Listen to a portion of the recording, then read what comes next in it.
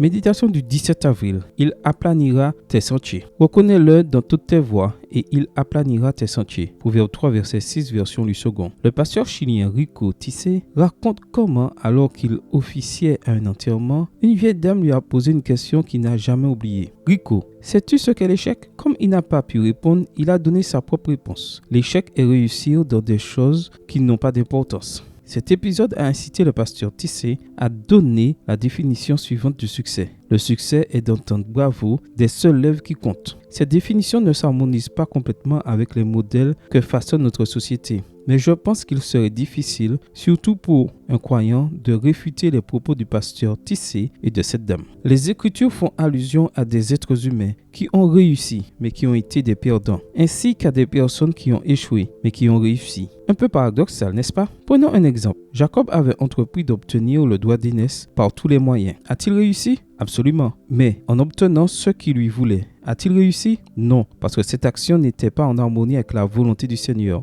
Jacob a échoué en supposant qu'il pourrait réussir sur terre sans l'approbation du ciel. Pour Jésus, le véritable succès consiste à être présent lorsque ces mots sont prononcés. Bien, bon et fidèle serviteur, tu as été fidèle en peu de choses, je t'établirai sur beaucoup. Entre dans la joie de ton maître. Matthieu 25, verset 21. Du point de vue céleste, la personne qui réussit vraiment est celle qui s'efforce de faire en sorte que chaque action terrestre se concentre sur ce qui est important pour Dieu et de voir que ce que nous faisons porte une étiquette divine qui dit bien. Paul a dit au jeune Timothée, efforce-toi de te présenter devant Dieu comme un homme qui a fait ses preuves, un ouvrier qui n'a pas à rougir et qui dispense avec droiture la parole de la vérité. 2 Timothée 2, verset 15. L'approbation divine doit être notre objectif dans tout ce que nous faisons. Le sage Salomon déclare, reconnais-le dans toutes tes voies et il aplanira tes sentiers. Proverbe 3, verset 6, version Louis II. Autrement dit, appuie-toi sur lui dans tout ce que tu entreprends. Comme le dit la version biblique français courant, à ceux d'entre nous qui recherchent le succès en suivant les chemins tortueux de ce monde, le Seigneur a promis une meilleure voie si nous commençons à nous concentrer sur ce qui compte pour le ciel.